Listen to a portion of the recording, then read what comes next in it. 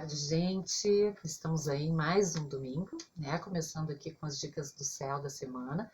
Hoje é dia 27 de setembro, estamos encerrando mais um mês e tem sido rápido, é assim que eu tenho sentido cada vez que eu venho aqui toda semana conversar com vocês, trazer as dicas do céu. Parece que o tempo vai se acelerando.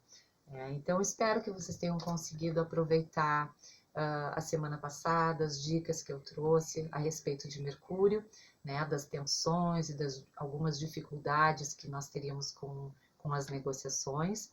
E vamos começar o nosso vídeo da semana falando também sobre Mercúrio. Tá? Essa madrugada, Mercúrio ingressou no signo de Escorpião. Tá? Escorpião, a pessoa que tem o Mercúrio lá no seu mapa em Escorpião, é aquela pessoa que tem a palavra mais incisiva, que ela consegue tocar na ferida do outro.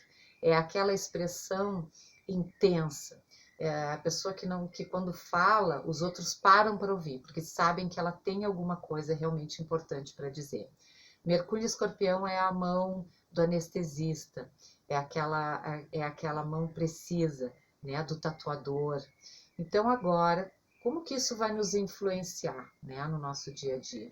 A nossa mente fica mais ávida, gente. A gente fica entrando em mundos mais profundos. A gente quer uma conversa mais profunda. A gente quer trocar com gente que tenha bala na agulha. A gente cansa da superficialidade, né? A gente vai cansar de estar na vitrine e vai querer realmente entrar num aprofundamento, que essa semana é um ótimo convite para a gente fazer uma autoanálise, uma autocrítica, porque nós vamos ter aí alguns aspectos que vão nos favorecer se a gente estiver, então, com esse Mercúrio atento, e realmente com essa perspicácia dele em observar e aprofundar alguns pontos que estão obscurecidos, né? Eu chamo atenção para vocês para cuidarem com a mente destrutiva, né? Para não ficarem pensando coisas pesadas, coisas ruins. Procurem manter essa mente do Escorpião em alto nível, né? Num nível de precisão e aprofundamento, mas não deixem cair a peteca e começarem a entrar no mundo subterrâneo do Escorpião, porque aí as coisas podem ficar também mais difíceis, né? Sempre que a gente baixa a vibração, daqui a pouco a gente se deprime, a gente começa a ouvir só notícias ruins. Então tenham um cuidado também, porque o Mercúrio Escorpião, ele também traz um pouco disso para nossa rotina, para o nosso dia a dia, tá bom, gente? Um outro aspecto que eu considero bem importante é o planeta Saturno, que volta a andar, tá? O planeta Saturno é um daqueles, né, planetas que estava naquela conjunção, que ainda estão próximos, mas não estão mais em conjunção, que fizeram parte da conjunção em Capricórnio quando toda a pandemia começou. Bom, essa semana Saturno volta a andar e semana que vem Plutão. Então nós já teremos Júpiter, que voltou a andar em Capricórnio, Saturno, que volta essa semana, e Plutão semana que vem. Com isso, aquele setor da nossa vida onde nós temos Capricórnio também começa a se movimentar mais. E com isso a gente começa a sentir que aquele lugar onde foi feita toda uma desconstrução, onde existia muita rigidez e que a gente está sendo obrigado a modificar, a construir uma outra base, né, naquele local, agora ela começa a se mover, né?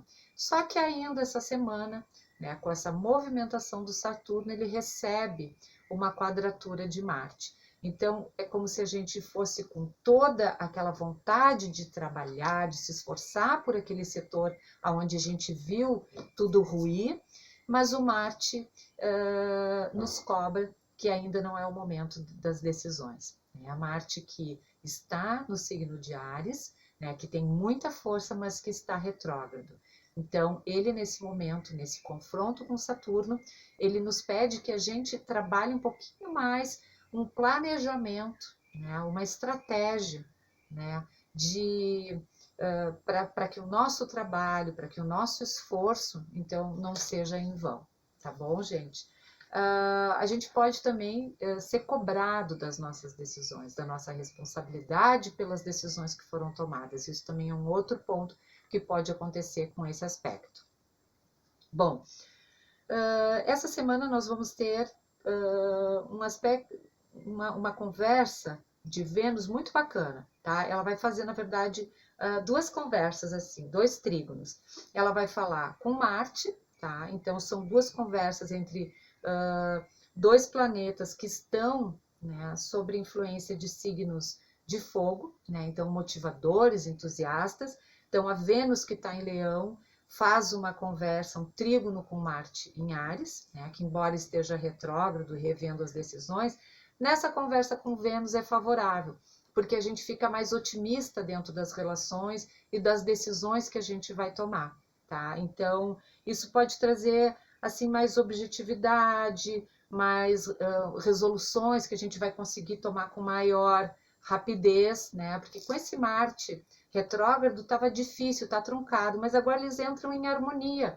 E aí as nossas relações também, a gente tende a ter aquele brilho, né? Tipo, ai, que bom encontrar parceiros, encontrar pessoas que falam a nossa mesma língua, né? Que a gente tenha uma empatia. Então, essa semana pode dar uma respirada em termos de relações que pode ser legal e também em relação à nossa parte financeira, tá? Vênus também conversa com Lilith, tá? Lilith que também está em Áries, né? Que também vai terminar essa caminhada dela agora em outubro em Áries, onde ela vai entrar daí no signo de Touro, tá? Então, assim, a Lilith em Áries, ela pede um posicionamento. Então, nessa conversa com a Vênus, é justamente a gente aprender a se posicionar, de como a gente quer se relacionar, né? De como a gente quer trocar com o outro. Essa questão da gente se responsabilizar, gente, por exemplo, na pandemia, né? Se a gente tem amigos que estão se cuidando, lógico, a gente também pode começar a abrir, começar a trocar com eles. Então, eu acho que é uma caminhada onde a gente começa a se nutrir e a gente começa a achar formas, né, de começar a abrir as nossas relações de uma forma responsável com aqueles que também estão seguindo os protocolos de segurança, que também estão tendo responsabilidade e se cuidando, tá? E aí a Vênus, depois que faz essas conversas, que faz que segue esse entusiasmo, que se posiciona e que diz assim, ó, eu tô fazendo assim, assim, tu também tá fazendo, então a gente pode ter esse encontro bacana, tá? Aí ela se muda, ela desce do salto, desce do palco, né, desce desse brilho leonino e vai então para o signo de Virgem. Bom, aí a conversa muda totalmente, tá, gente? Porque Vênus, na verdade, ela não fica muito confortável quando ela entra em Virgem, mas eu acho nesse momento fundamental essa Vênus caminhar em Virgem. Vai ser muito bacana, sabe por quê? Porque imagina assim, a gente está se relacionando, tá? Aí a Virgem, ela é cautelosa, ela é seletiva, ela é regrada, ela é focada na saúde, ela é focada numa alimentação legal. Então a Vênus em Virgem, o que ela vai fazer agora nesse momento? Ela vai realmente cuidar para ter relações saudáveis. Ela vai fazer uma seleção de com quem e de que forma ela vai se relacionar. E isso é uma coisa, além de saudável, isso nesse momento é crucial. A gente não pode mais, sabe, perder o nosso tempo. Eu acho que nesse momento de pandemia, acho que uma das coisas que a gente tem conseguido parar para pensar é o quanto a gente perde tempo com bobagem, com mimimi, com pessoas que não nos acrescentam em nada, com situações que não nos acrescentam em nada.